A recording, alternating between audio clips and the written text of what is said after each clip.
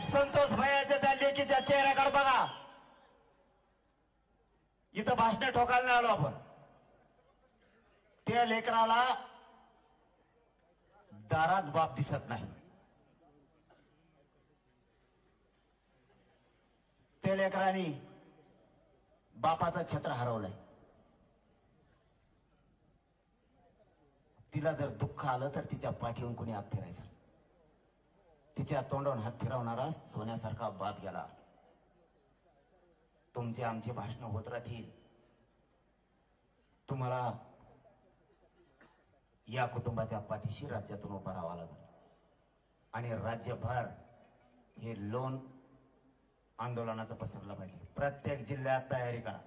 आपण आपल्या जिल्ह्यात सुरू माग सरकायचं नाही कोणी. आता जशाला तसं, आता जशाला तसं. हे किती दिवस धरत्यात बघू, पकडी देत का नाहीत बघू. अरे आपण मराठी आहेत, मराठी.